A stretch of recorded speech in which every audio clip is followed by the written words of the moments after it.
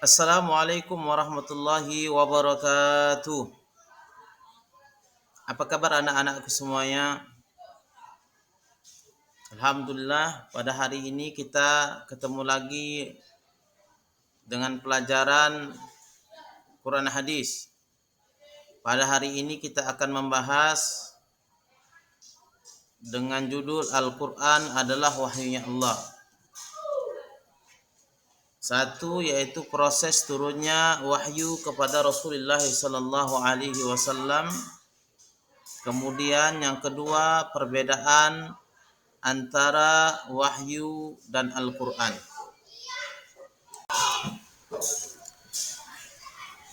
Tujuan pembelajaran kita pada hari ini adalah menganalisis pengertian Al-Quran menurut para ulama akan menanamkan jiwa kritis dan dinamis dalam menuntut ilmu.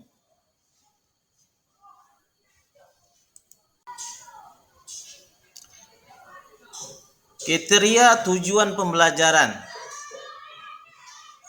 Satu, menganalisis proses turunnya wahyu kepada Rasulullah sallallahu alaihi wasallam.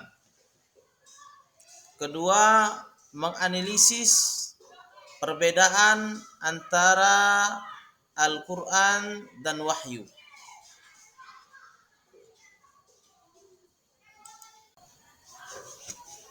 Anak-anakku semua, sebelum kita mulai pembelajaran, mari kita merenung.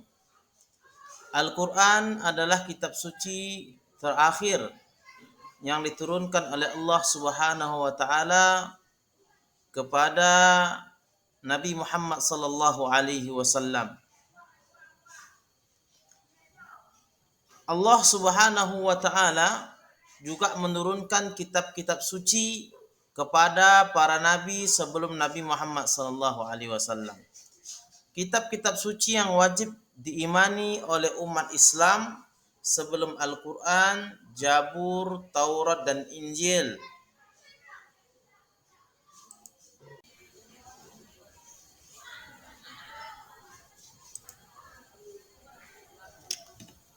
Catatan penting.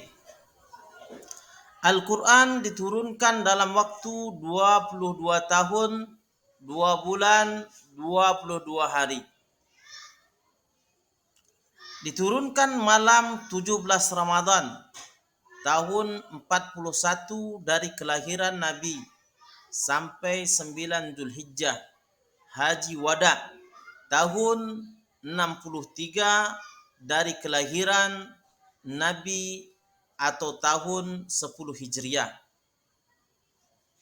Permulaan turunnya Al-Quran ketika Nabi Shallallahu Alaihi Wasallam bertahannus beribadah di Gua Hira. Surah yang pertama kali turun adalah surat Al-A'la ayat 1 sampai 5.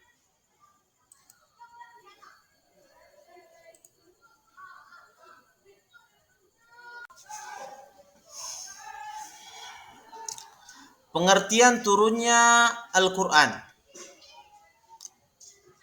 Suatu kejadian yang sangat mengagetkan sekaligus mengembirakan hati Rasulullah sallallahu alaihi wasallam. Proses penurunan wahyu sangatlah berat karena diturunkan melalui perantara malaikat Jibril. Rasulullah sallallahu alaihi wasallam merasa berat karena tidak bisa melaksanakan perintah malaikat Jibril. Tetapi setelah berkali-kali malaikat Jibril mengulang, akhirnya Rasulullah sallallahu alaihi wasallam dapat menerimanya.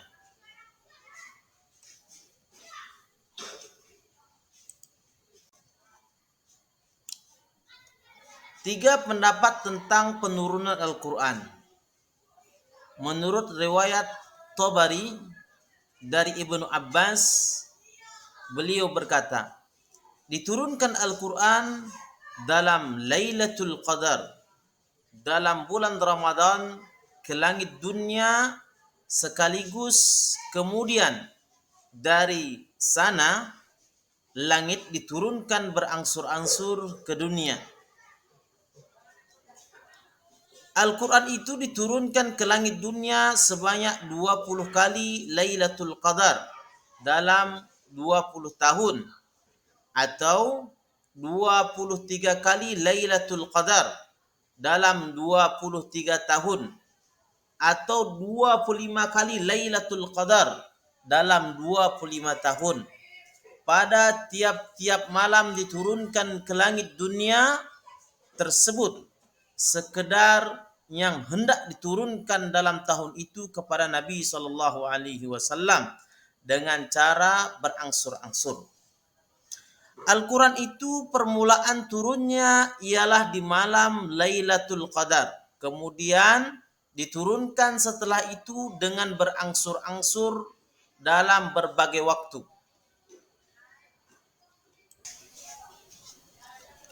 Assalamualaikum warahmatullahi wabarakatuh. Diturunkan Al-Quran Lauhil Mahfuz. Apa kabar anak-anakku semuanya?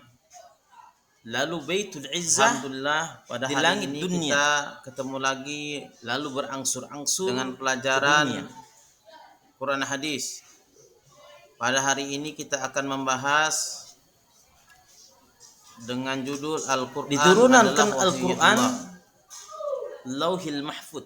Satu, yaitu proses turunnya wahyu kepada Rasulullah sallallahu alaihi wasallam. Lalu kemudian yang kedua, perbedaan antara wahyu dan Al-Quran.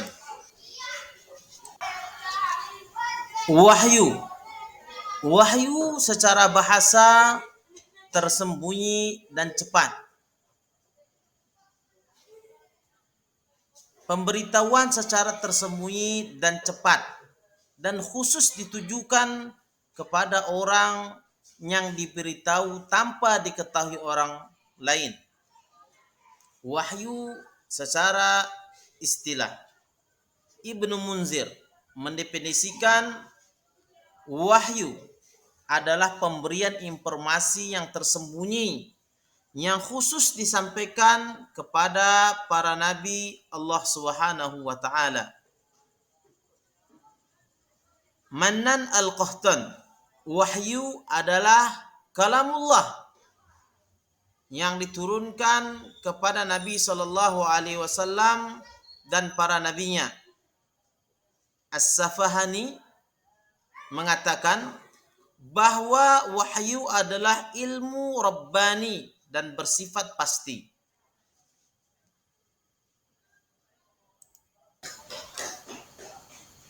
Kalau memang wahyu, khususnya Al-Quran, merupakan hasil kreasi manusia, tepatnya Nabi Muhammad sallallahu alaihi wasallam, tentu manusia yang lain pun akan mampu membuat karya yang serupa dengan Al-Quran.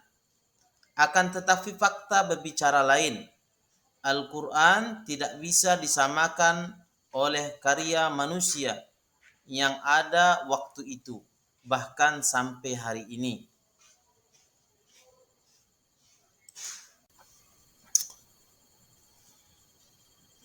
Perbedaan Al-Quran dan wahyu. Perbedaan antara wahyu dan Al-Quran adalah wahyu bersifat umum. Jadi wahyu tidak hanya Al-Quran, namun juga As-Sunnah, baik qauliyah, fi'liyah maupun takririyah, sebagaimana ketara di atas. Firman Allah di balik satir ketika Nabi Muhammad sallallahu alaihi wasallam sedang Isra Mi'raj juga merupakan wahyu. Jadi perintah salat juga merupakan wahyu yang datang dari Allah.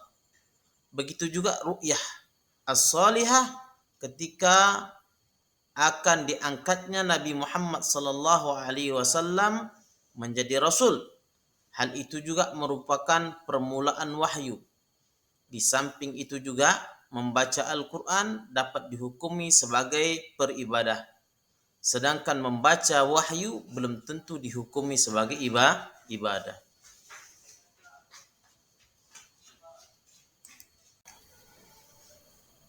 Baiklah anak-anakku semuanya, di akhir pembelajaran ini mari kita berdiskusi. Coba cari informasi dari berbagai sumber perbedaan wahyu dan Al-Quran.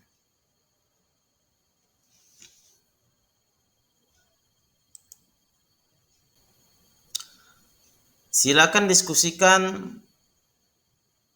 perbedaan wahyu dan Al-Quran dengan teman-temannya dengan sebaik-baik mungkin.